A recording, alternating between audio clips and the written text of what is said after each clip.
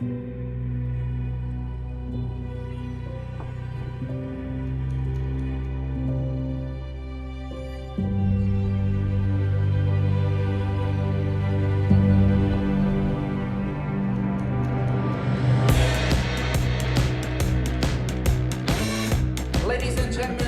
a look around. You're standing here inside of the Kurhaus Berlin. Today, we're gonna greet the best chess players here in the capital of Germany. I need to know who you are. I'm Coach Q. We spared no expense. He's here for free.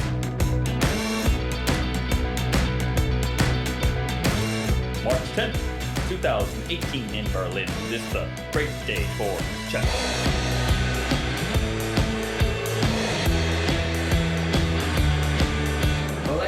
Gentlemen, our chess player. Sergey, Karjakin. Okay, and did you get inspired from the lions when you went to the zoo? Because it seems like you played like one. If you want to say like that, okay.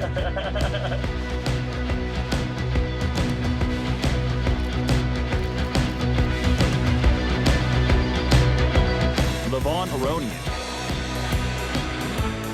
Luckily, young was I know. Who do you want to beat the most?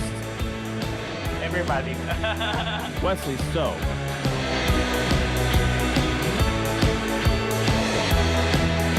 They will definitely feel like rock stars.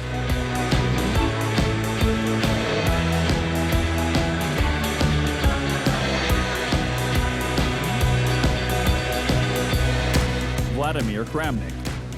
Kramnik is somewhat the tragic hero of this tournament. Which Kramnik we will see in this candidate? I wish it will be Kramnik who wants to win the candidates, probably to be the hardest.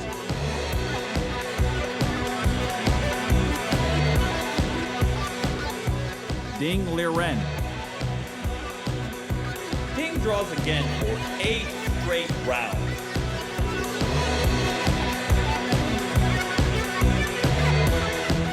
Alexander Grishuk. So do you think I'm very lucky or not? No, just no, I answered already.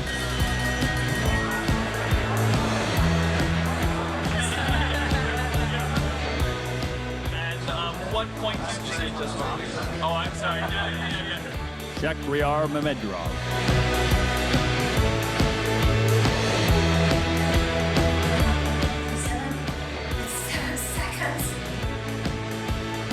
Fabiano, Caruana. Hopefully I'll send a message there. Who will win the candidates tournament?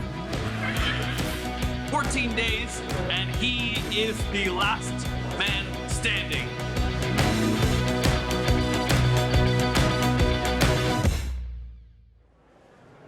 The amount of work it takes to be a top-level chess player is insane. If you want to reach like a real title, you need FIDE Master, you need International Master, and then Grandmaster. Kids can do it because they can spend 8, 10, 12 hours a day studying. So the chances of the average player doing it are slim because they don't have the hours in the day to get there. But I also believe that if you have a brain, you can do it. I'm here with Dylan Korcha, who has a very interesting story. I was coming to do a few articles for US Chess Online, and I said, wait, why not make a documentary about it? Of course, beforehand you couldn't know it would be such an interesting and exciting tournament, but you nailed it. And after the candidates are over, do you want to follow the challenger who will play against Magnus? Who knows? I mean, it is very possible we could go to London with the story.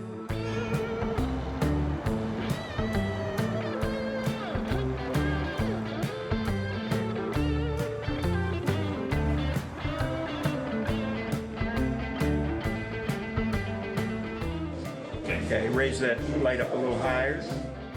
The winner of the Candidates Tournament receives the honor of playing for the World Chess Championship and will face the King of Chess, Magnus Carlsen.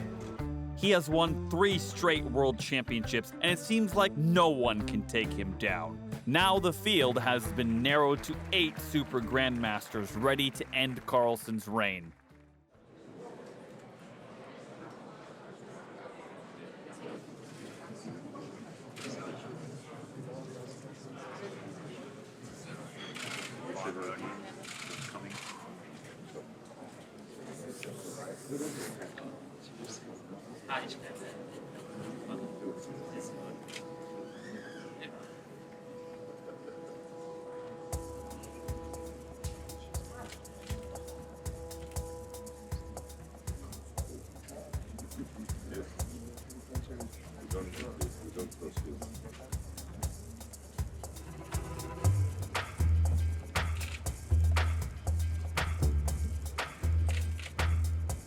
Levon Aronian has done nearly everything in chess except reach the top spot. He has been ranked as high as number 2 in the world, only failing to surpass Magnus Carlsen. His public persona is one filled with charisma and a good-natured smile. The first move of the tournament is made by His Excellency, the President of Armenia. Vladimir.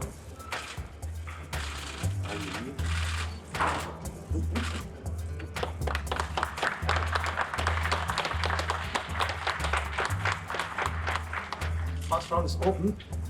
Please start your game. Thank you. Levon Aronian is definitely considered one of the favorites. In 2016, CNN called him the David Beckham of chess, so you know he's popular. But at the chessboard, he has a laser-sharp focus and can't wait to tear down the opponent's king. Very happy and very proud, of course. You know, all Armenians all over the world, we root for Levon very much. There is approximately 600 million people playing chess regularly. The Candidates Tournament is the last in a 2-year cycle designed to pick who will go up against the current world champion. No idea who would win the tournament. The format is an 8-player double round-robin tournament with a classical time control, which means that these long-form games can last from 2 to 8 hours each. The candidates will play each other twice during 14 grueling rounds over a 17-day period. The winner of each match will get 1 point, the loser a fat 0, and if there is a draw, a tie, they will split the point in half and each receive half a point. These points are continuously tallied throughout the tournament to keep track of who is leading, and the winner will be the one with the most points after the final round. This Candidates Tournament is particularly important because 4 of the 8 players are under the age of 30, Russia is trying to return to dominance, China sends their first challenger ever, the US sends its most competitive and youngest challengers in decades, and the wild card is determined to shake up the competition. Vladimir Kramnik, the wild card, was once known for his incredibly solid playing style. He popularized one of the main weapons of elite chess players, the Berlin Wall. This secret weapon is an opening that is considered one of the most complex, beautiful, or boring, depending on who you ask. He used it to bring down the world champion Garry Kasparov, who was considered unbeatable. I actually never wanted to become a champion, and that's maybe a reason why I became. He successfully defended 2 title challenges and only lost to Vichy Anand. Which Kramnik we will see this candidate tournament? The Kramnik, as an artist, or Kramnik, world championship? Well, you know, I wish it will be Kramnik who wants to win the candidates, but most probably it will be the artist. You know, we have 2 players from America and 3 players from Russia. They paired the countrymen against each other. The Russian players and the American players were paired in the first rounds to avoid any potential speculation about match fixing. Wesley is a top player. He's been a top player for many years, but I still don't approach the game any differently than I would against any of the other players in the tournament. Wesley So is the Filipino-American chess prodigy. He qualified for the candidates based on his rating. In 2017, So had an incredible unbeaten streak of 69 games in which he won the US Championship and finished ahead of Magnus Carlsen in a major international tournament.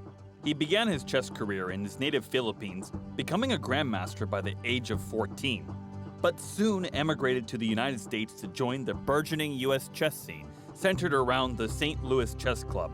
He was only the 11th player to break a rating of 2,800 and has reached number 2 in the world rankings.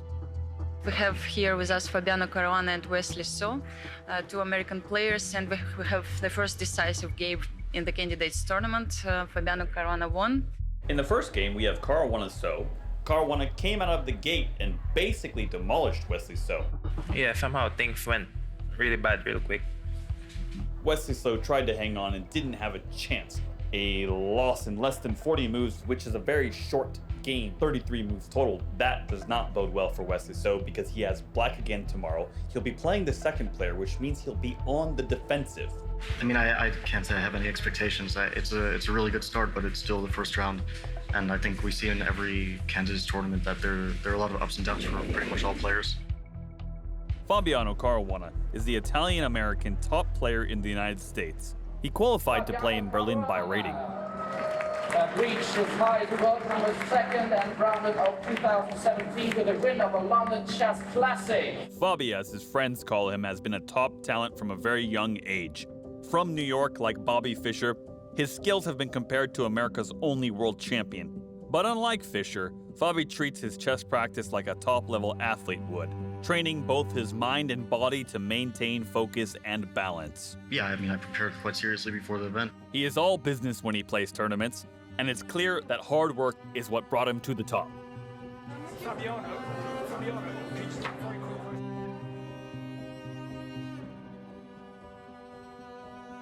Next, in the all-Russian game, we had Kramnik and Grishuk, and that was a firework of a game.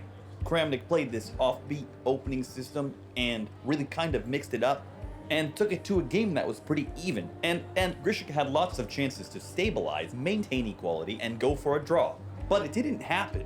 Kramnik pressed and pressed and pressed, and eventually Grishuk cracked. How does it feel to play a countryman and then also win like that? Do you feel sorry for him at all, or? No, of course we are good friends, and I feel sorry for him that he lost. But I mean, it's a tournament. Yeah. He can beat me, I can beat him. There is nothing personal. It's fine. Yeah, we are professionals. On the other game, we had Karjakin and Mamedyarov. This is Mamedyrov's third time, and Karjakin was the challenger in 2016. He lost to Magnus Carlsen, so he wants a shot to get back, but it's not a good start for him because Mamedyarov has black pieces, which is not easy to do. He came in there and basically dismantled Karjakin. And he looked very depressed in the press conference after the game. I know that both of you actually used to work together, and Shahryar was a second of Sergey for the period of time. I know Sergey's opening super well. I want to some surprise move, but I play g6, and after 2 moves, I immediately forget my analysis. What are you doing anything special to make sure that you have the stamina to go all 14 rounds? No, anything, no special. No workouts or?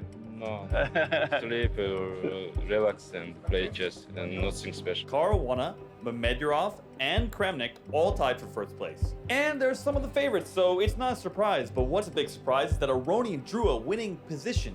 In the last game, Aronian versus Ding, Aronian had pressure the entire game, but Ding defended very well. We just saw Aronian a little frustrated, a little bit tired from that match. He definitely had a good shot at a win.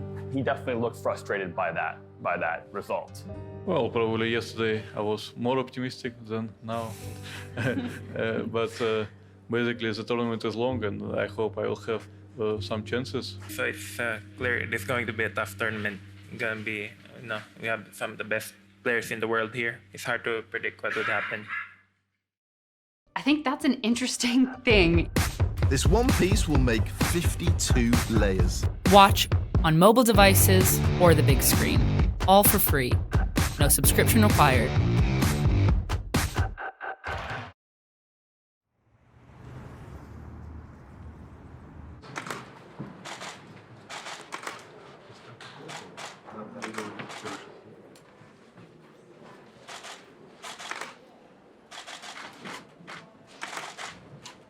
Thank you very much. Round 2 is open. Sergey Karjakin is the previous cycle's challenger to Carlsen's throne, losing to him in the 2016 World Chess Championship.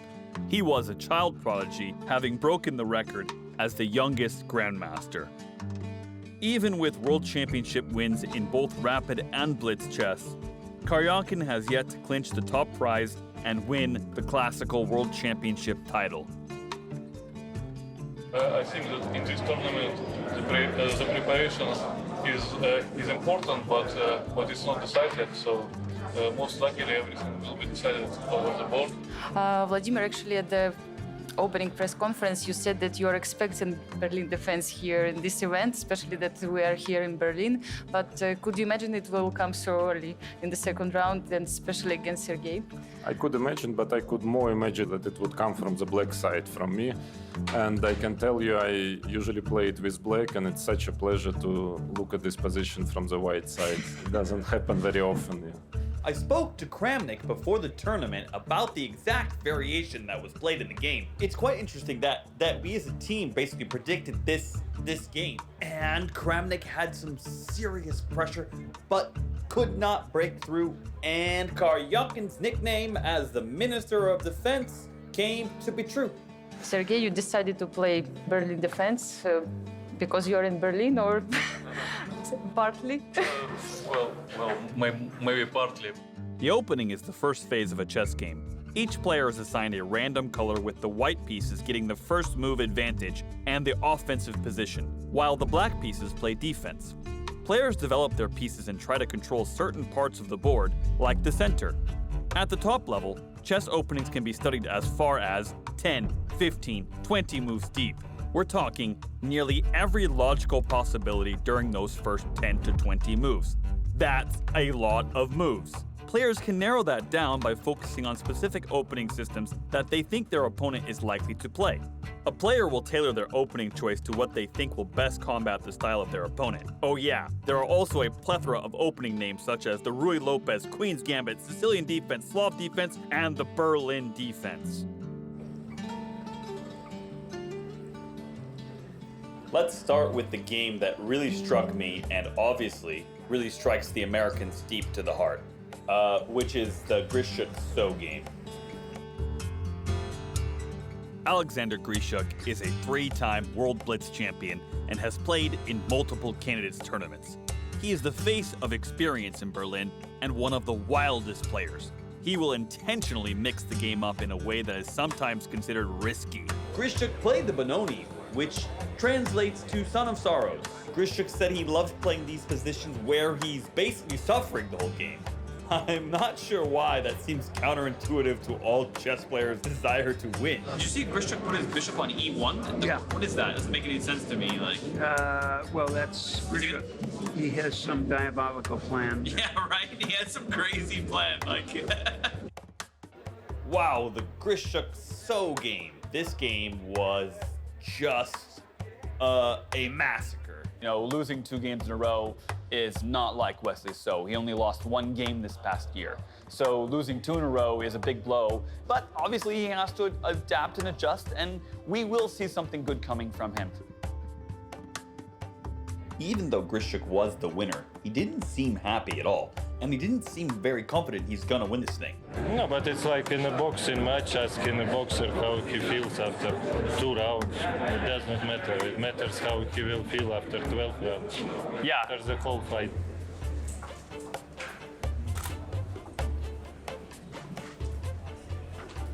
Mamedov had a very slight advantage out of the opening, but Aronian played very, very well, and eventually Mamedov had to settle for a repetition. So we got some good stuff going into the next rounds. All right. So they always take risks. Does that excite you in chess games to take risks? I mean, that's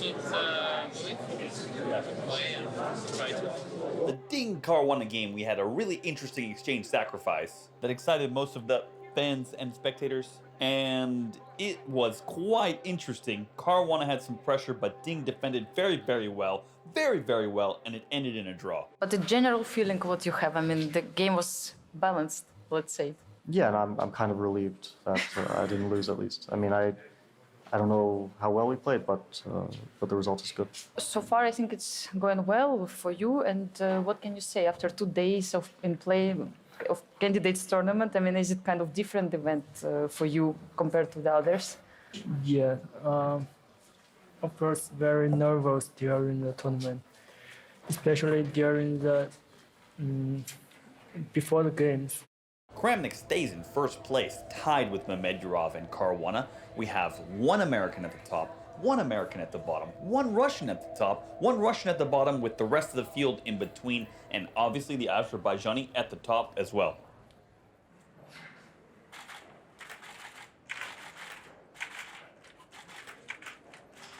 Thank you. Round number 3 is open. Please start.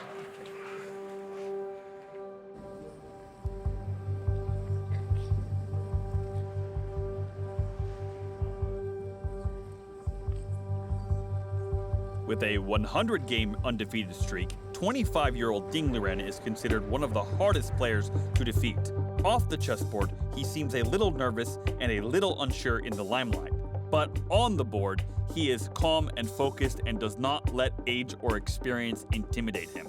He is a 3-time Chinese champion and has led the team to 2 Olympiad gold medals, and is the first Chinese player to ever play in a candidates tournament. It was definitely tough to come in and face these very strong competitors that have a lot of experience in a tournament like this. It was very interesting to see him kind of hit his stride. We have Wesley, So, and Ding Liren here with us. Wesley, I was wondering, how does it feel finally to play with white pieces in this tournament, in the candidates? Yeah, well, it's kind of a relief, although of course the color doesn't guarantee anything. Both So and Ding had trouble in the first 2 rounds. They're just glad to get a draw, I think. Yeah, Wesley, So, you know, some lady fans thought he was the cute stuff, and actually both players, Ding and So, they were signing autographs like mad. The fans are very excited here about these players. So we're gonna go with Wesley after he gets signing here, get some signatures. How happy are you to get on the board and get some points? Huh. Well, I prefer a win. Yeah. Yeah, of course. But I'll take what I can. Obviously, no one will give me a free point here. You're only a 1.5 points behind. You think you still have a good shot at winning this? Yeah, if I win my next 11 games, I'll do it. We had Sergey Karjakin and Alexander Grishuk, a rather uneventful, frankly boring draw. What will you need to maintain all the way through the end of the tournament? Well, just the desire to fight. Yeah, and where does that desire come from for you? Your love of chess or your desire to win? I mean, mostly second, yeah. Yeah, the desire to win. Is chess a torture for you, or do you actually enjoy the play? I mean, classical is a mix, yeah. But I mean, rapid blitz is I enjoy. Yeah, you prefer to play the faster time controls. Yeah, definitely. And why would that be? I don't know. I mean, some people prefer meat, some prefer fish, some chicken. Yeah. It's just a preference. The Kramnik-Aronian game was a knockout. There were ups and downs and swings. Aronian surprised everyone by playing 1e4 and fell right into Kramnik's preparation. And Kramnik played a novelty on move 7 that the Germans have called the traffic. It's a new term that's new to Americans. It's a very interesting maneuver. And Rook G8, be breaking all the basic rules to not castle, to not open up the center while your king's in the center. Kramnik said that he did not expect Aronian to play this, and he just had this game in his memory banks. So he had this novelty ready. He wanted to play it against Carlsen, he wanted to play it against something else, but it became the right opportunity for it, and he was able to crush Aronian. It was the most exciting game of the tournament so far. Everyone's talking about it, and this game will be remembered for a very long time. We saw Aronian leaving quite quickly because he is very sad for that loss. And Kramnik is going to be swamped with fans right now. It is very exciting for the chess fans to see something like this because it was very crushing. And he did it with the black pieces, which is a very hard feat to do. He's the sole leader in the tournament, depending upon what happens in the Caruana game. Shakhriyar Mamedyarov, or Shak as he is known in the chess world, is one of the most physically imposing and serious-looking chess players in the candidates. Mamedyarov looks like a champ. He is a beast. You know, you look into his eyes and it looks like they're made of steel. He also has the serious chess resume to back it up. He's won the 2013 World Rapid Championship and reached the number 6 rated chess player of all time. These achievements are all the more impressive when you take into account the enormous amount of chess talent that comes out of his home country, Azerbaijan. We have the heroes of the day who played the longest game. Caruana and Mamedyarov, they're both leaders in this tournament. There was some pressing on each side, but nothing really came of the game and it was declared a draw. Since Kramnik is the only winner of the round, he is the leader of the tournament, with Caruana and Mamedyarov in second place.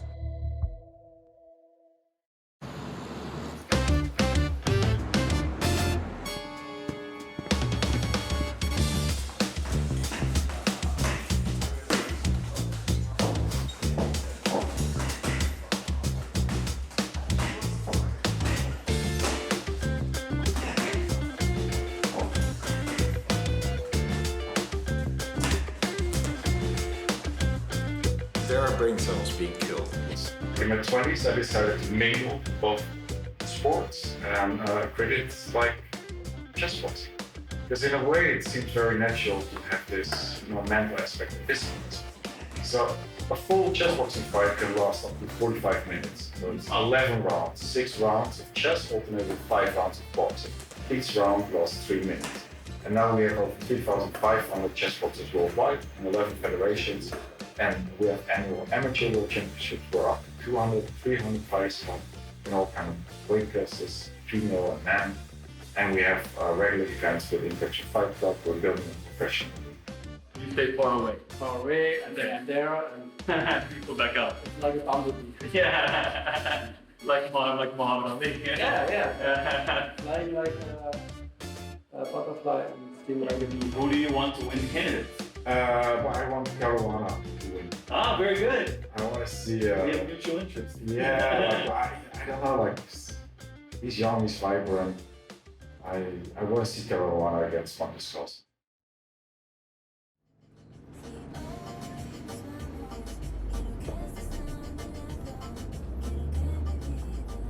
It's an honor for me to make the first move. It's not my decision.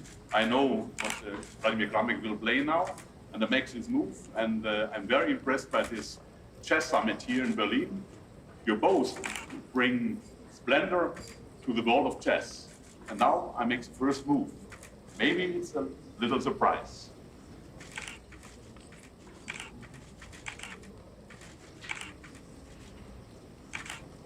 Thank you very much. Fourth round is open, please.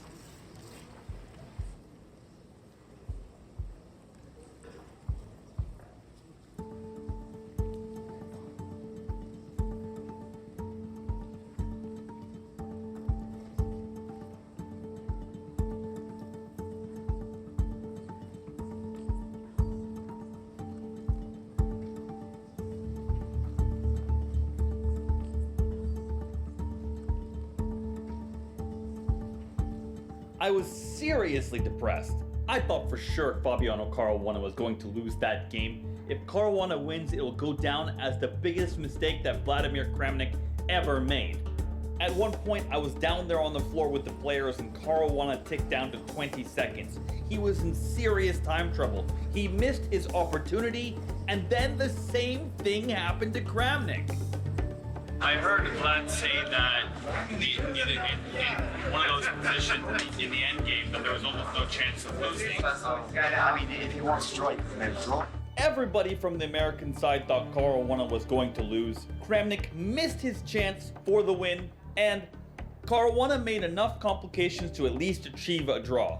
But Kramnik blundered in time pressure and Caruana pulled through for the win.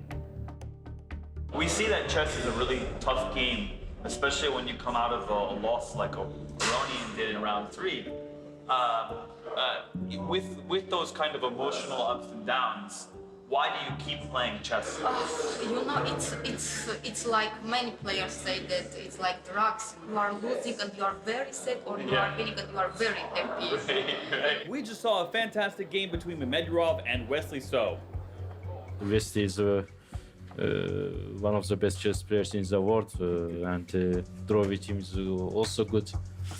Thank you. Yeah, You say you need to also say about it too. Jack plays very well. He plays like he plays because he gets very good positions with black. You know, he just beats Karjakin. And you were playing for a win against Fabia. Of course. Okay, yesterday he and me we speak in a press conference about he think he's very lucky because he played draw, and I also think I am very bad. So you're able to achieve a draw in this position as black. Does that give you more hopes of the tournament? Well, I mean, clear last lane, yeah. So things don't look very bright, but I can't give up hope. So played his third black out of 4, which is a lot, everybody. That's really hard to play. If you're playing 3 blacks, you're playing the defense 3 times out of 4, and that's pretty tough.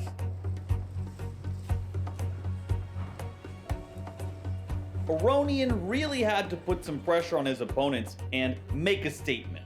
If he wasn't able to play well in this game, he would not have a chance at winning this tournament. He came into this game prepared and outplayed Karjakin from the very beginning. You're such an easygoing, relatable kind of guy. How do you keep your personality that way? Oh, this shows I don't really keep my personality. I'm more somebody very silent, actually. After the games, though, you just seem jovial and... Not when I lose. Luckily, I don't lose quite often. Grishuk played a very interesting sacrifice right out of the opening.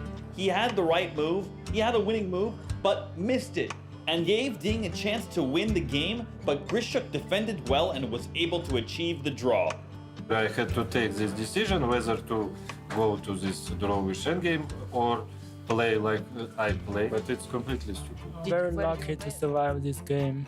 Are you nervous then during the game? Of course, I'm very nervous. You can count how many times I shake my head. Can you sleep during such an important tournament? During the evening, I can sleep well, but before the games, I can hardly sleep. Yeah, can I address the same question to Sasha? It was already asked. So what about you?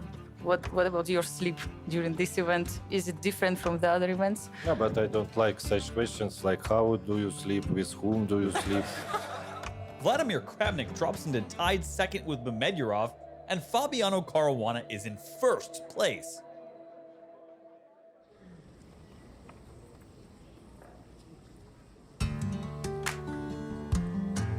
Here we are coming out of round 5, the day of draws. The action was exciting like always. We have a very interesting game, Aronian versus Grishuk, where Grishuk played the Benoni. Benoni means son of sorrow, yeah? It's quite well known, and I like everything that is connected with sorrow. Alexander, how much luck is required in a chess game? But why is it to me this question? Yes. But why to me? So do you think I'm very lucky?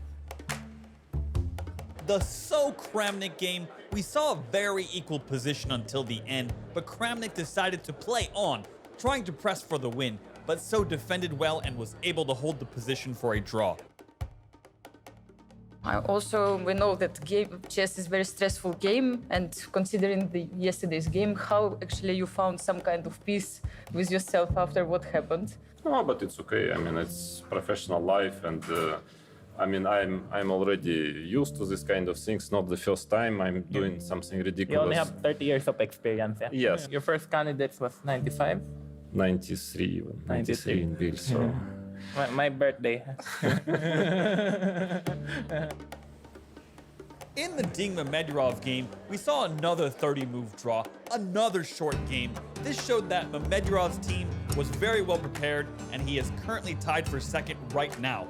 Caruana being in the lead is pretty amazing after 5 rounds.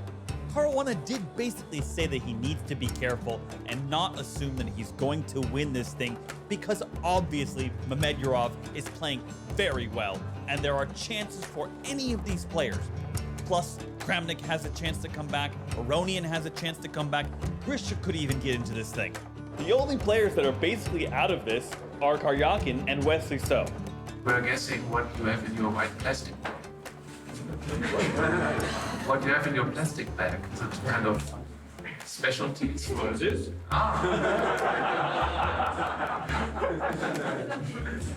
Sometimes necessary. Yeah. Get the piece, move, watch, smile. And then shake hands.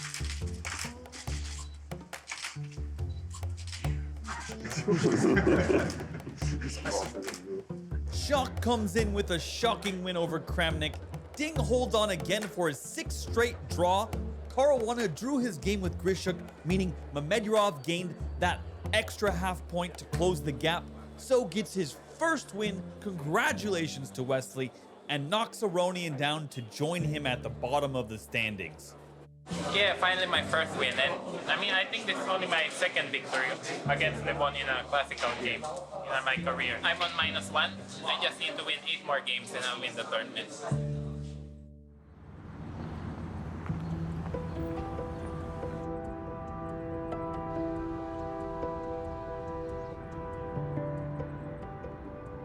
So yes, we're here in Berlin with Thierry Noir. Do you see the ice sculpture that you made for the opening ceremony as an expression of what can be better? Because in the Berlin Wall, which was a symbol of repression and fear and violence, was at the chess ceremony. Hello, my name is Thierry Noir, and I am the painter of the 2 pieces of the Berlin Wall. Which was a happy, joyous event. Yeah, I think chess is pretty violent too. I mean, looks it's cool, but it's very strong, I think. Yeah. If you look at that.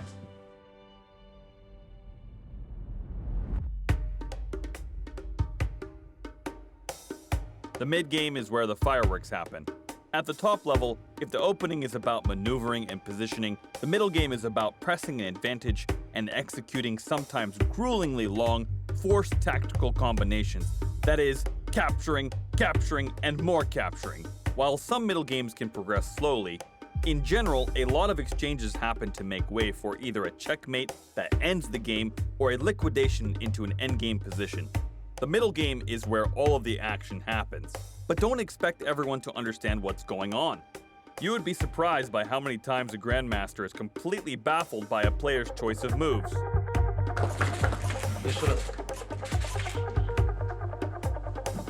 We have the first game finished between Shahryar Mamedyarov and Alexander Grishuk. So far, it was the fastest game of the tournament, so something happened in the opening. What can you say? I mean, I don't want to go into details. The tournament is in the process, but of course it was a opening disaster. I mean, not disaster, I mean, but definitely the opening didn't went the way I planned, you know. What exactly? Something here? I will not go to details. Okay, maybe Shahryar. Okay, I can say something. I play first time is h6 move in maybe classical chess. I play sometimes. I think it's a surprise. How long actually you were preparing to this game? For my whole life.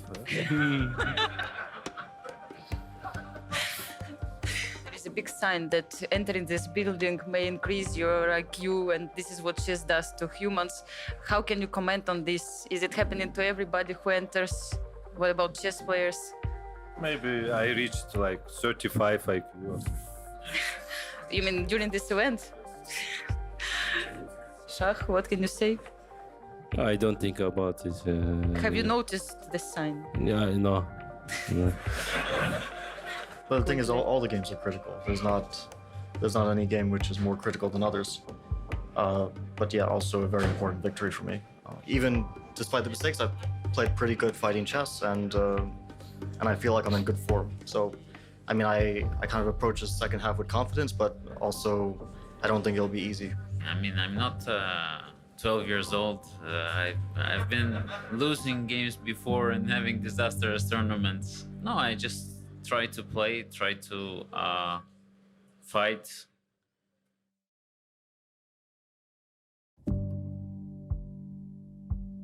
Yeah, so this Ding Aronian game is incredibly complex. Ding draws again for 8 straight rounds. This is becoming quite a tournament for him, but the question is, will he ever break through and get a win? On the other hand, Aronian had small chances in this game, but could not find an opening in Ding's very good defenses. Now that you know Caruana is half a point ahead at the moment, what can you say about it? I think it's my situation. I like it. It's okay, and I think it's okay. We will see. Yeah. Grischuk wins over Kramnik and jumps into third place. And in the All-American matchup with Caruana playing So, Caruana put the pressure on So with a very exciting game, but So is a fantastic defender and held on for the draw. You were optimistic about your position. Nothing to lose. Well, if Fabiano beat me, then it's good for USA. So, no worries. And if I draw, then it's not bad either. With that, Caruana stays in first place with Medvedyev chasing a half point back and Grischuk trailing a full point behind the leader. How do you feel these games are going and what does that mean for FIDE? The tournament is very exciting. Most of the games are with great fights. This is very important for the tournament itself, but for chess, because this is what people are expecting, to see fights. They want to see drama. And we are one of the lucky sports, let's say, that you can play in internet. You can play with a real opponent, not only with computers. Players can reach GM level without even a coach. Easily, yeah. Comparing with my time, where we had not books, we had not games. You know, I was looking to find one game that got published maybe in one newspaper once every month to have something. Yeah. You can imagine. Yeah. Today we have millions of games. Right. Easily. So chess have changed completely. So a market has been built around all this, which is also very important. And of course, you can see today that people they can make a living, a good living from chess. Now, Magnus Carlsen won $1 million in the last cycle. No, I mean, when you have the advantage, it's like, I saw someone.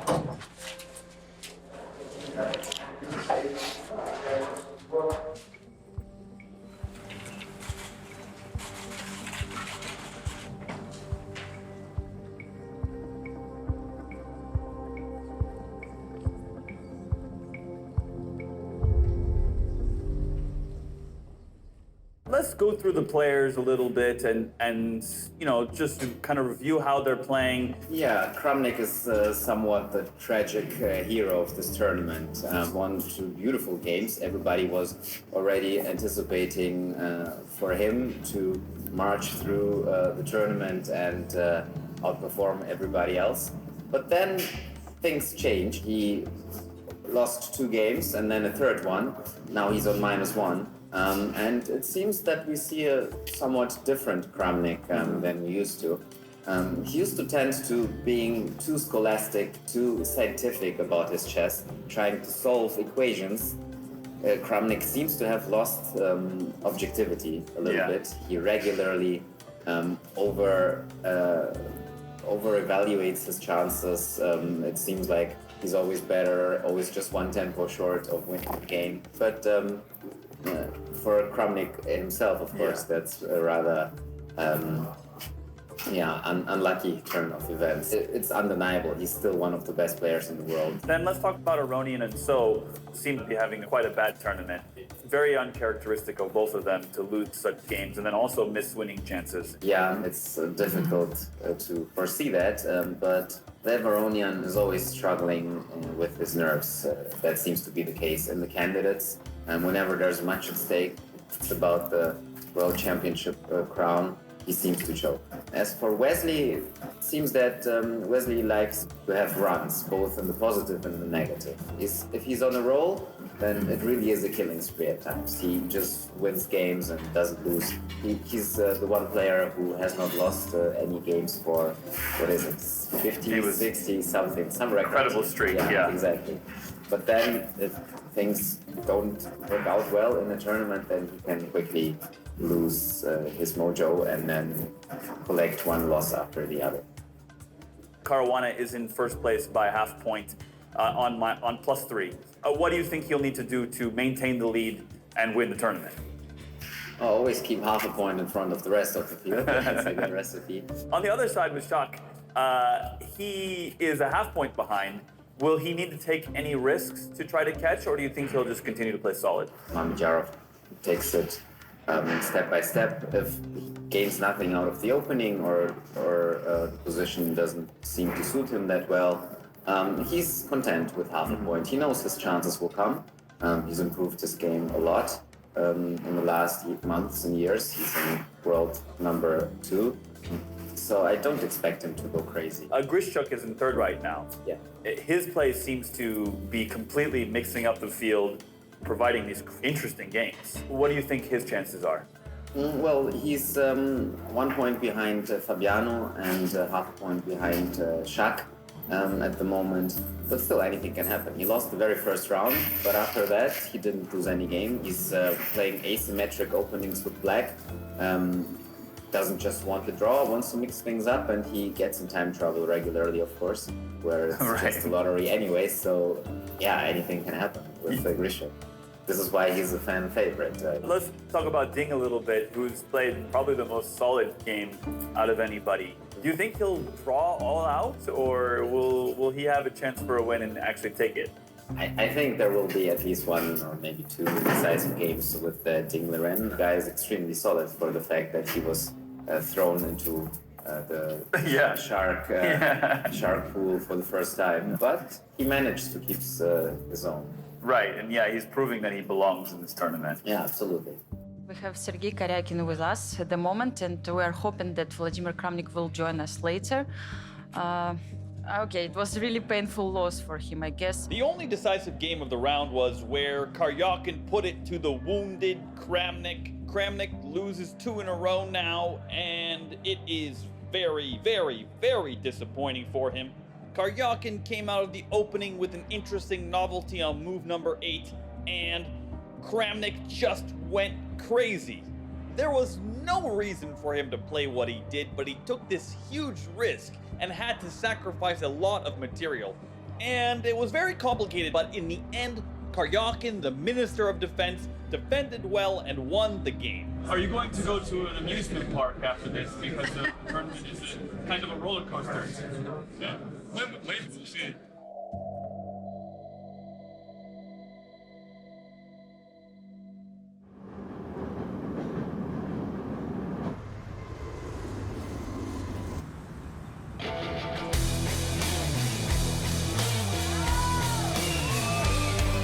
We talked the other day, you said you wanted to go, I think you said 8 rounds. You think you're gonna go less? Oh no, I want to do something for the audience. Yeah, for that. Yeah. Did you see your competitor in the locker room? Oh, it's right there. Yeah. Oh, he's right there. That's competitive. Okay, come here. The 2 competitors. What's your name? My name is Sergey. Sergey. All right, and here you are face to face right now before the match. How do you feel about seeing your competitor before the match? Fine, go on. Okay, we're talking to Mimo here live in Berlin. For your fans out there, what is one thing you want to tell them about the boxing match tonight? Let's rumble the rumble. Yeah, let's rumble, yeah.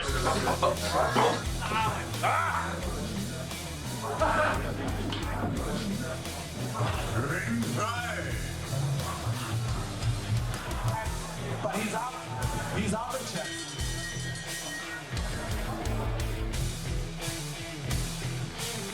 Oh!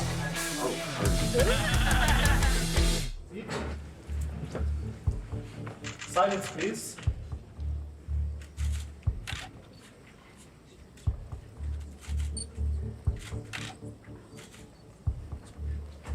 I have the pleasure to introduce Mr. Felix Magath, a famous football coach and a chess player as well. It's hard not seeing the board, but it's a pretty crazy game. And it's surprising that Ding went into this because he'd been playing a lot more solid games before. I think So kind of surprised him in this opening. Shock seems to have a tiny advantage, but he's burning a lot more time than Fabiano. Wow, I can't believe that we've gone through 10 rounds so far. Let's get into the games. The first game, Grisha Karjakin, ended in a short draw. Well, I heard you say that you have children, correct?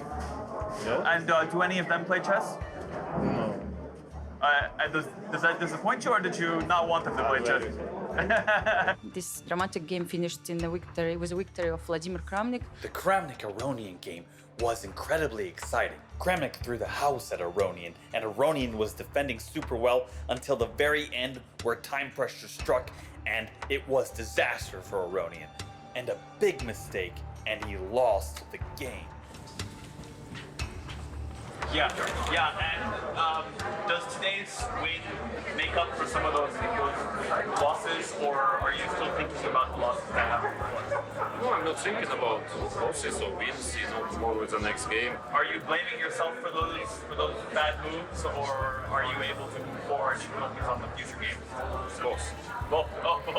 Thank you. Great answer. Thank you. The Ding So game ends in a draw. Ding draws 10 rounds straight, which is quite unusual. You could tell it in his face that he really wants a win. 4 rounds to go. Who do you think you will want to beat the most? And I heard you say that your goal for the rest of the tournament is to try to finish even. Who do you want to beat the most? Everybody. All of them? Magnus. Right. The game of the tournament so far, the Shock Fabiano game, they are the leaders. They're vying for first place. You had a really intense game with Shock. How do you feel about coming away from both games with a draw? Today's a good result for me.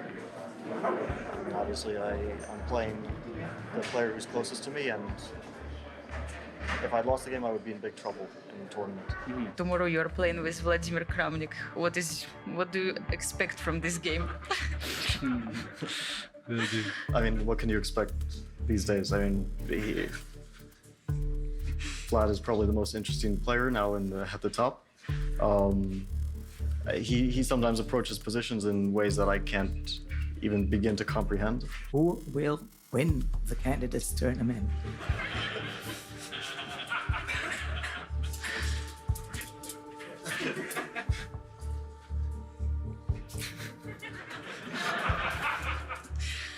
This is an unexpected question, but perhaps you can say something. I think we'll see in about 5 days. The most exciting game of the round was definitely Ding versus Grishuk. Ding had a big chance for a win in the middle game, and he pushed it straight to it, and he had it in his hands, and he missed it. I'm a little frustrated with that, actually, because we spent an extra hour just waiting and waiting for the game to draw. We could have been finished so much earlier, but they did draw, and Ding looked very sad after in the press conference. He did not like the fact that he missed that draw. He really wanted to win. He really wanted to win big. Wesley So, the American, was trying to help Fabiano Caruana by putting a win to his closest competitor, Shakhriyar Mamedyarov. Wesley wanted this badly, but he could not get anything off of Shock, who has played the most solid tournament of his life. Okay, one question. You said that today the draw is good for you. It doesn't frustrate you that you're still chasing by a half a point?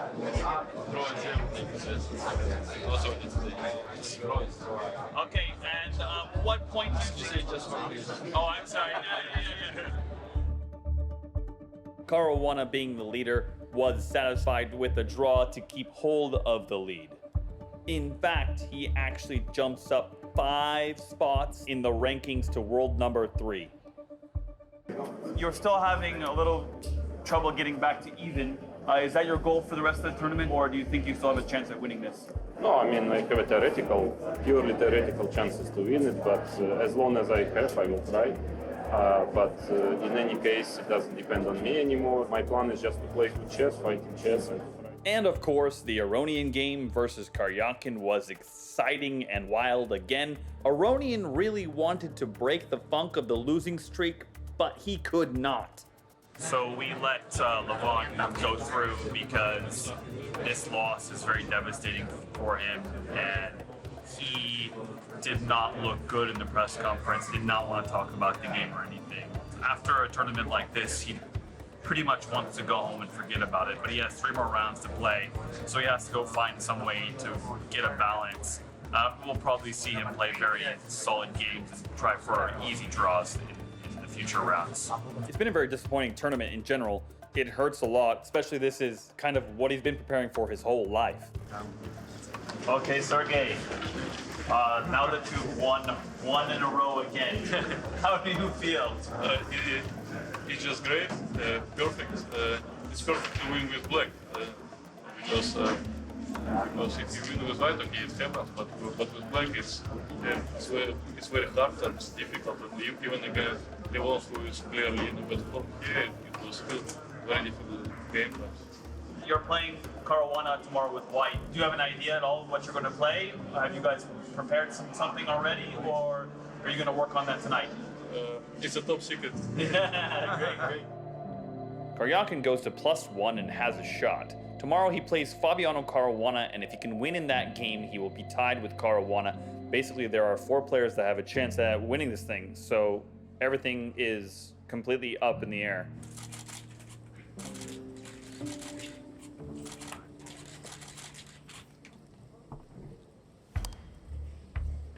Ding's first win, huh?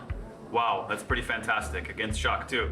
Shock's been playing very good chess. Ding Liren won against Shahryar Mamedjarov, and it's his first victory in this tournament after 11 draws. How does it feel that you managed to win the game? Today, I feel very good. I think my play was well. How do you rate your chances to still win this tournament? It seems like there might be a chance that Caruana might be losing today. It is not important for me now. Think about it. I just play a very bad game. Okay, maybe not so bad game, but I don't think about it. Yesterday I think I have not bad chance, but now I don't know. I didn't think of my chance before this round. Today I just want to play my best level. After this, maybe my standing has improved. You're currently a half point back from the leader, Fabiano Caruana. If he does lose, do you think you have a good chance at winning the candidates? Yes. So I'm going upstairs to check out the analysis. Caruana may be losing, I'm not sure. He may be able to hold, but it looks very dangerous for him. If that happens, then Caruana and Karjakin will be tied for first place, with Shock and Ding both chasing at a half point back. If he does lose, then it would shake up the entire tournament, and any is almost anyone's game. Please keep silence if possible. We have Alexander Grishuk and Levon Aranyan with us. Game finished in a draw. Please, once again, we need silence here. Please, questions from the audience? Oh, it's really noisy today. I don't think we can continue. Thank you very much for coming.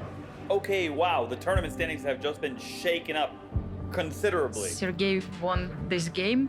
Yeah, it was only after a few moves that I realized that that I really can't do anything. And Sergey, it was easy for you actually. Okay, you should sacrifice. I mean, it's still some kind of small risk. Or you felt it's completely fine for white? No, of course it wasn't easy. But then I thought, okay, I should play like a man, because if I don't sacrifice in this tournament situation, then I mean, what else do I need to sacrifice? When it was a perfect moment for the sacrificing. And now the situation in the tournament actually has changed in this round. You know that Shahryar lost against Ding Liren, and okay, it's really kind of a mess now. What is your feeling about the next 2 rounds? Well, I have no ideas, because honestly speaking, I just want to play well. Fabiano, what is your comment? No, okay, this, I mean, the worst thing basically that could have happened, but still 2 games, so we'll see. There are now 5 players within striking distance. Caruana and Karjakin are both tied with 7 points. Ding, Shock, and Grishuk are all a half point back. That means it's anyone's tournament, and we have no idea what's going to happen. What was the moment in the game where you felt, okay, I'm gonna win this? Actually, it was only in the end, when after the time control, when I realized that I'm actually completely winning. But before that, it was just very complicated. Okay, and did you get inspired from the lions when you went to the zoo? Because it seems like you played like one. Yeah, well, if you want to say like that, okay.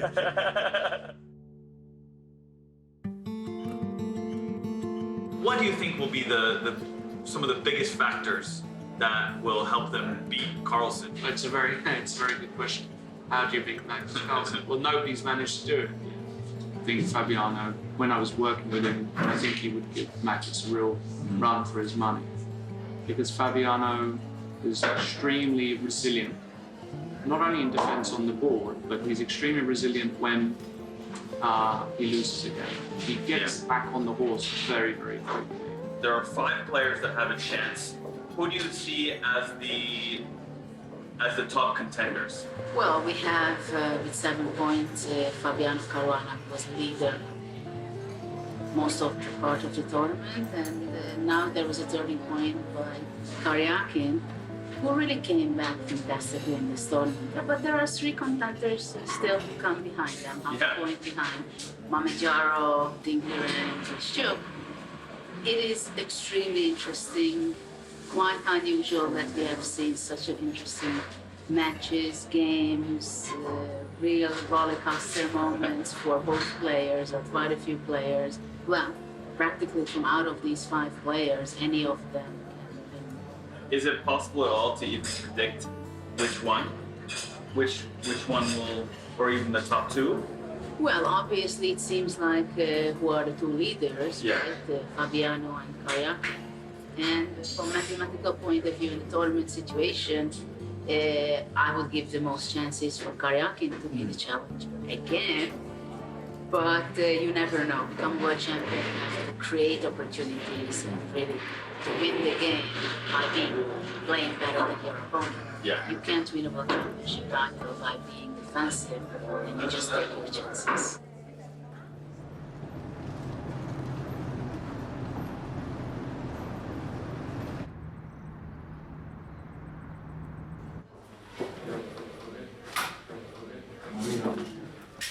Yeah, we'll see if we can maybe just try to convince them, you know, in the next interviews if on their off time, like, you open for it.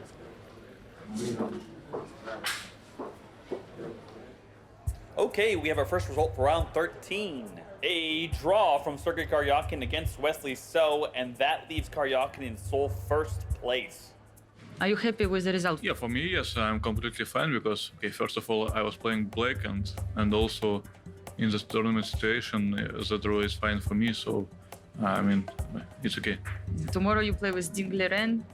It's so unclear at the moment. And what do you expect from the last rounds? And what are your feelings? I hope it won't be so crazy like against Caruana last year, but if I will manage not to lose and to play a good game, then I can hope to fight for the first place. Have you ever been in such a complicated situation at the end of a tournament like this, especially in such a big tournament?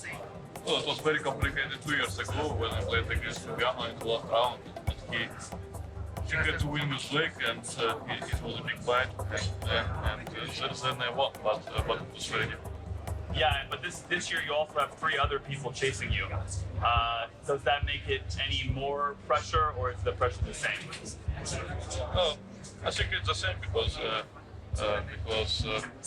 now I feel that anything can happen. So we have some exciting action happening right now. The Caruana-Aronian game is going off the rails. Aronian sacked a piece, and Caruana is under pressure, but it looks like he can't hold because Aronian missed some of the very best moves in the position. They're admittedly very hard for a human to find, but it is very exciting. Round 13, the penultimate round in the Kramnik Ding game. Ding had to win here or else he'd be out of contention. In an attempt to get a great position, he played a risky move and Vladimir Kramnik played some off-the-wall stuff to put Ding on the ropes. Ding did hold on though for the draw. Dear Ding, you're the only player unbeaten in the field, so congratulations. Should you have taken more risks to get more wins out of the tournament, or what is your conclusion?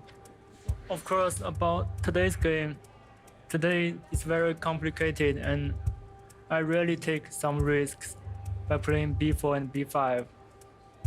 And the position looks very... General over the whole tournament. The whole tournament.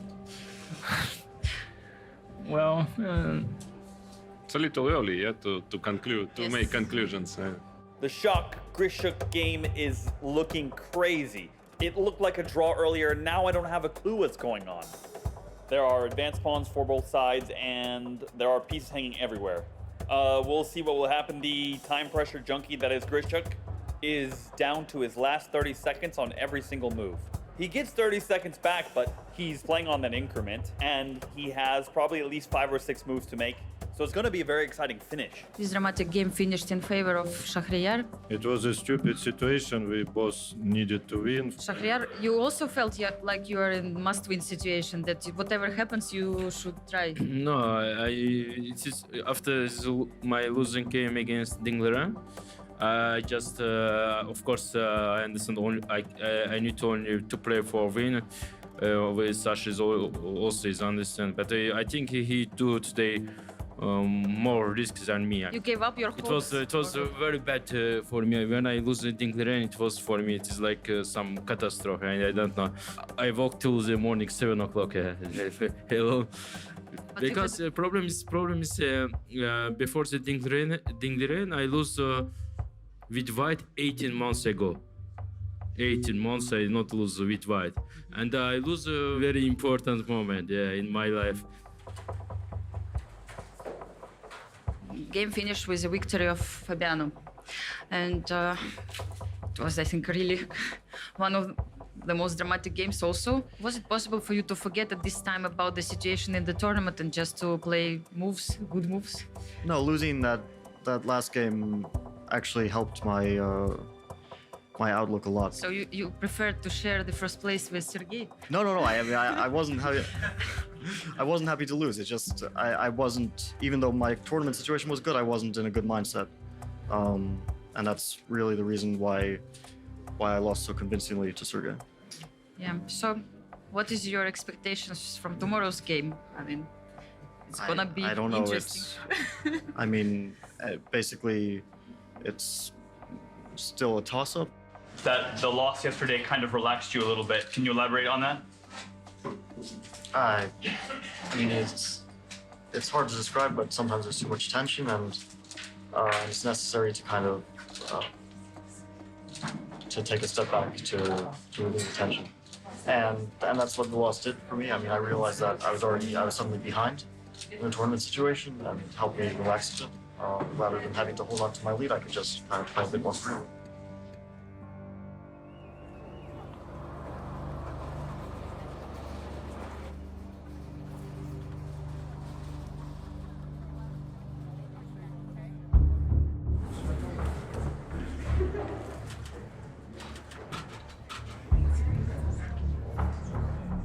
One minute until the start of the last round. Players, please take your seat.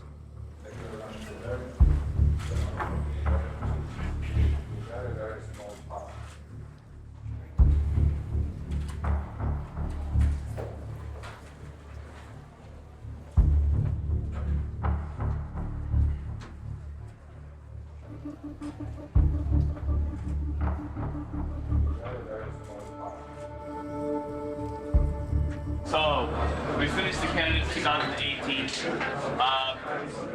What are your goals for the future, for your chess playing, and for your life in general? Well, of course, I've been hoping to win the tournament if Candidates beforehand, but it didn't turn out as I would like it to be.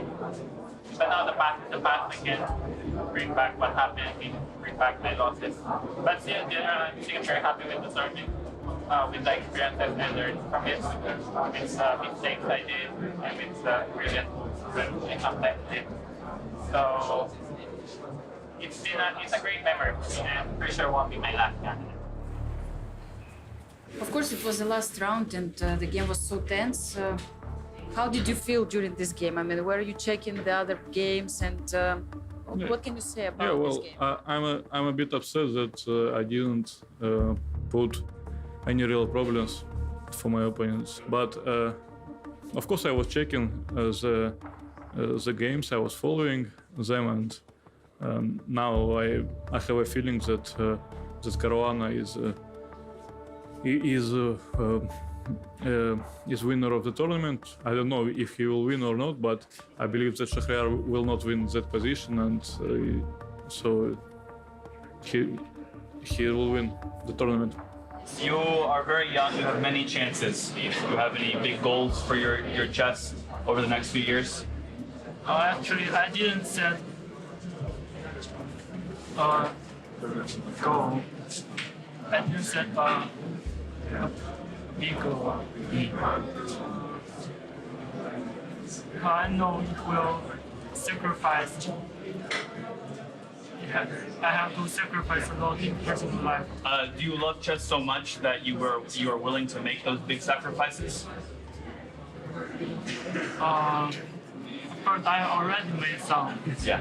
But sometimes you just want to be in a good mood and not to consider too much. But such strong tournament is very hard for everybody. Yeah. Including me. And finally, I just survived.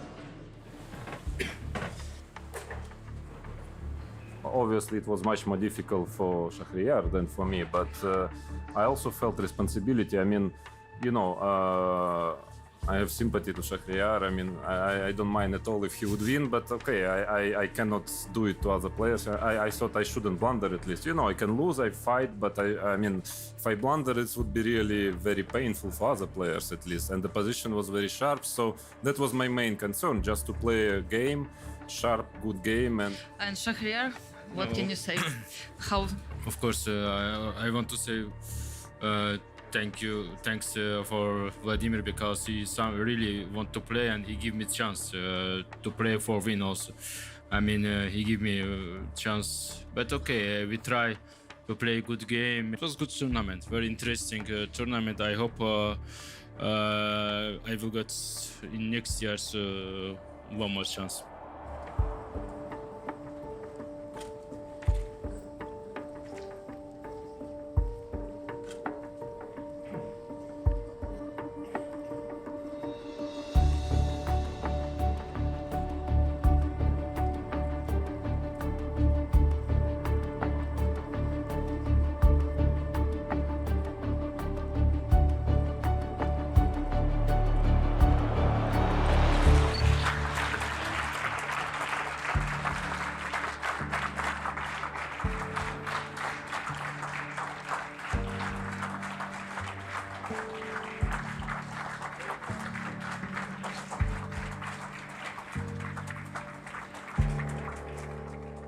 Fabiano wins! All right, we have an American challenger to the World Chess Championship.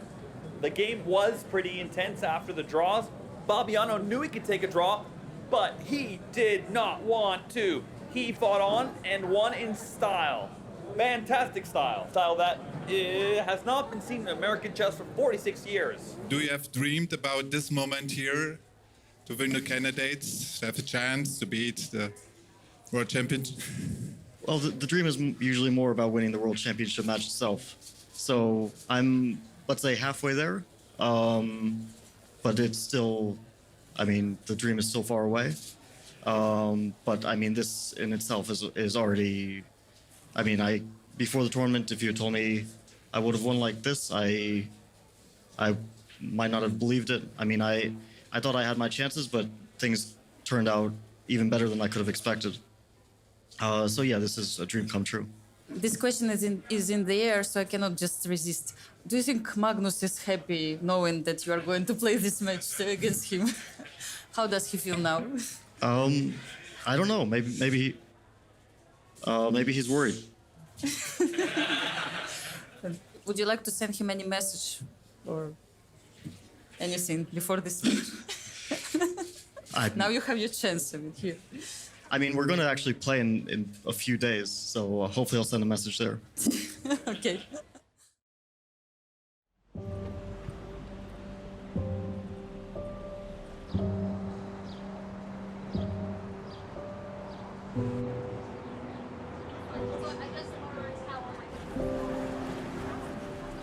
This is the advantage that I think Magnus has and can lord over Fabi.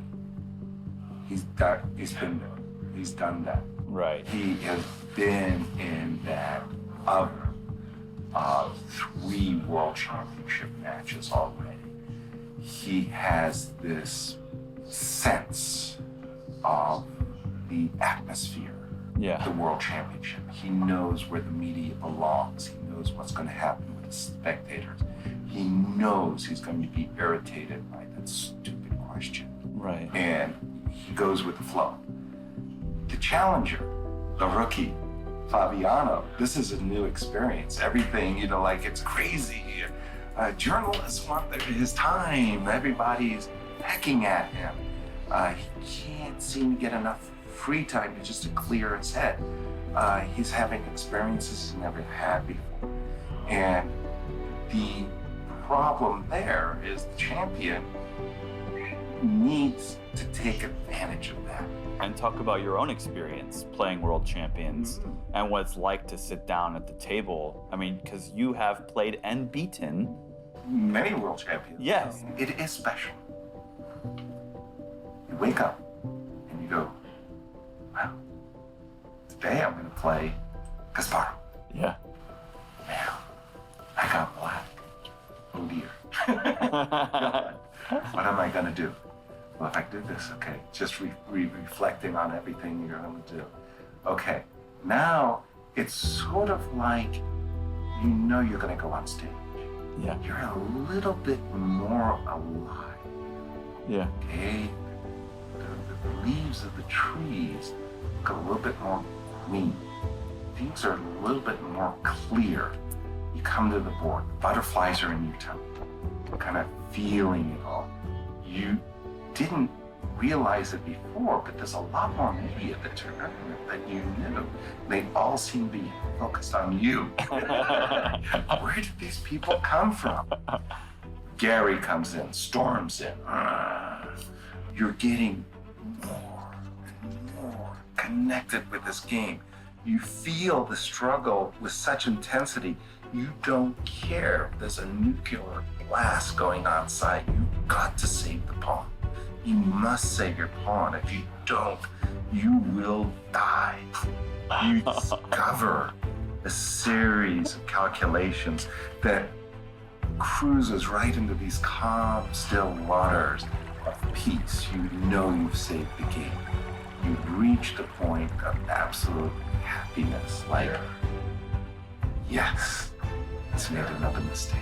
Now the advantage is turned.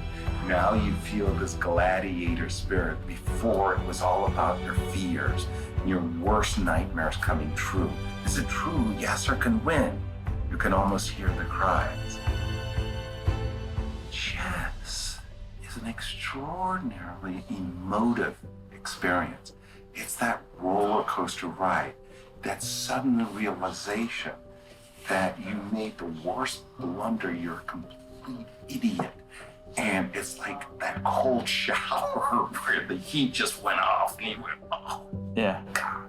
For many people, they really, really don't realize how emotionally charged a chess game can be.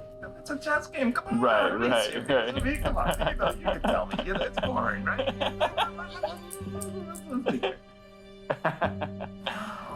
No. It's really this extraordinary feeling. That's chess. At its highest levels, man, you just feel at the end of a day like you've had a 12-hour shift in a coal mine 1,000 feet underground. You are drained emotionally, mentally, physically. And when I think about London, when I think about Berlin, those guys aren't just intellectual giants. They need to be fit. Right. I am telling you that if you're not physically fit, forget it.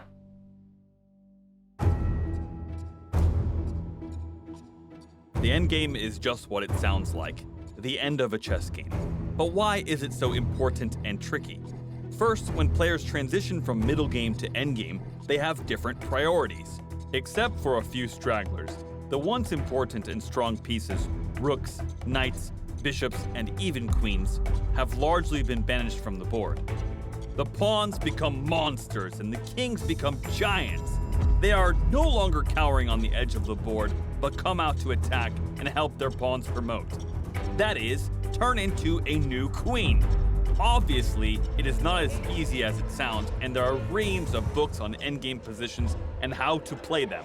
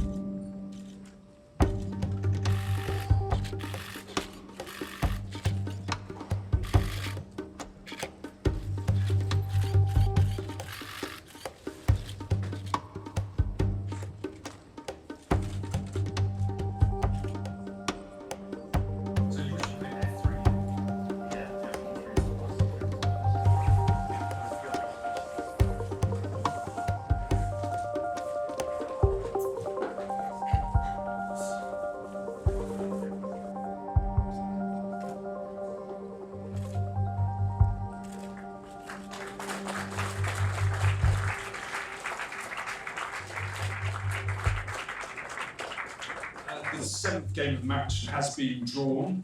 Queen's Gambit, 40 moves. How do you explain the 7 draws? Okay, after the first game, the games have been pretty tight. We haven't really given many chances to one another.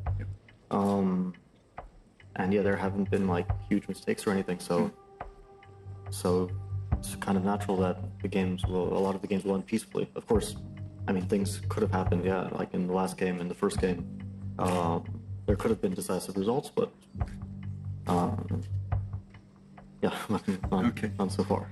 After the last game, it kind of felt like, I got away with murder, and in that sense, it's easier to be calm about a draw today.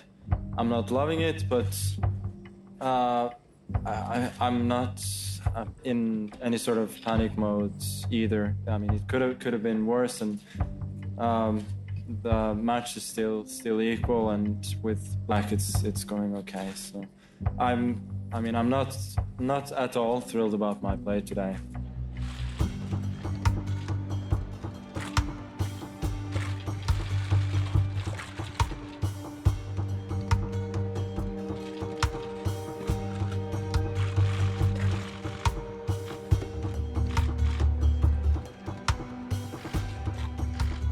One more time up the escalator, and hopefully Fabiano will win this one. But maybe not. We'll see.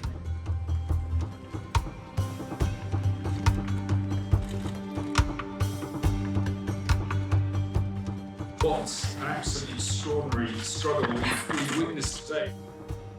Question to both players. Are you starting to get nervous now? Magnus. I've been nervous for many days. I don't understand the question. Fabiano. Yeah. I mean...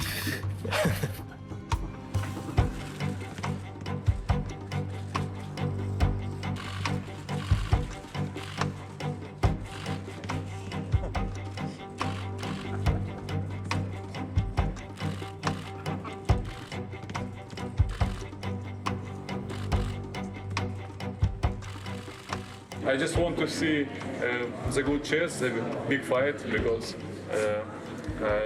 I'm also bored of of the draws, but at the same time, the last draw was very, very interesting. When Magnus was playing black, I think it was the best game of the match so far. And actually, I feel like Magnus is playing slightly better, but Fabiano is also very excellent. Do you feel honored to make the opening move today? Well, I would be much more honored to play a match. So, so it's not.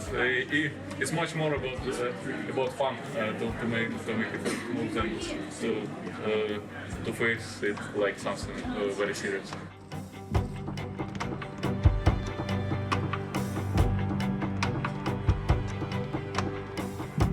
Or will Fabiano Caruana become the first American World Champion since 1975? Draw. Game 12. We're going into overtime.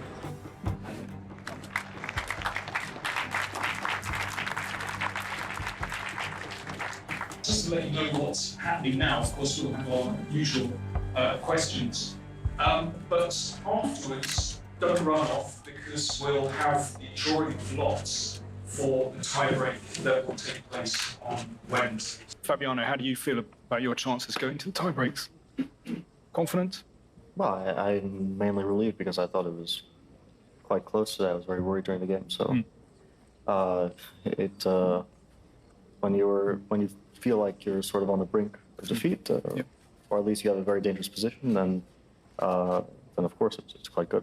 But I think we might wrap things up there, and then I'd like to invite to the stage Stefan Eskaf, the chief arbiter, who will conduct the drawing of lots for the rapid play games. So this will be very quick. You just have to choose one box, and this will give you the color for the first game. Okay. Can I go, or you want to go? Or? Okay, I'll go. What should I do? You should open it, or I can do it if you prefer. White. Thank you very much. So you will play white for the first game. That's all for me. Thank you, folks.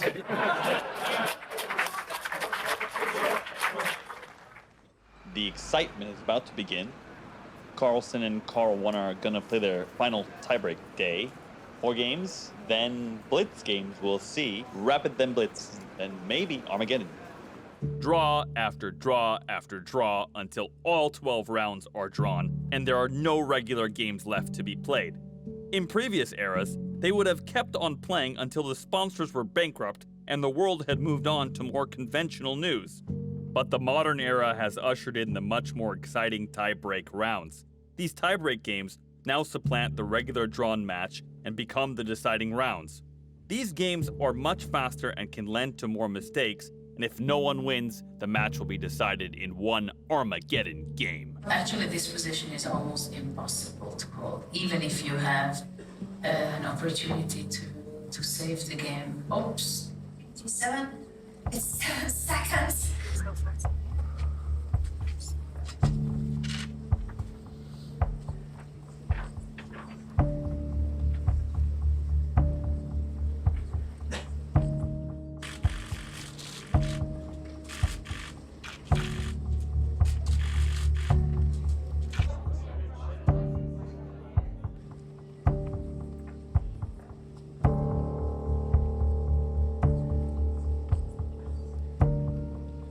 There are some chances for the challenger, but it's very bleak. Being down 2-0, all Magnus needs is a draw. So we will see if Fabiano can come and pull something out of his hat. Then it would set him up for one more chance.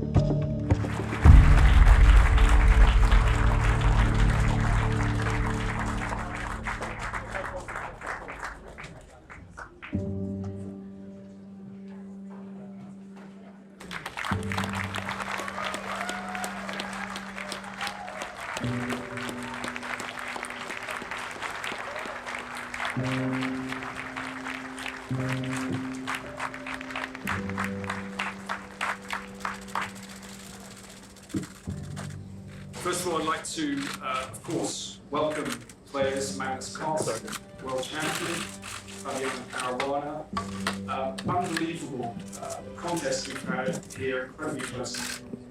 Wasn't a good day for me, and Magnus played very well, so all credit to him for that.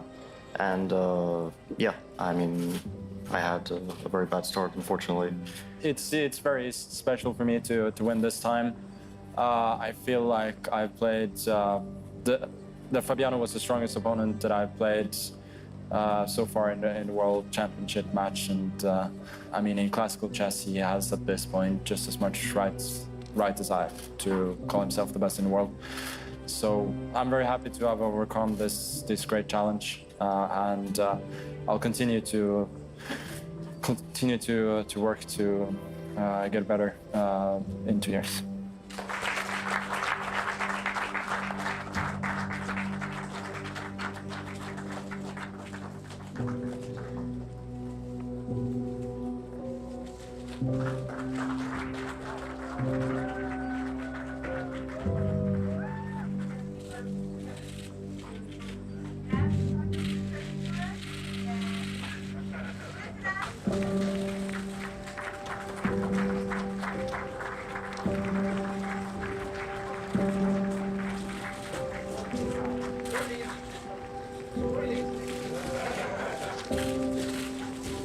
I'll get up here.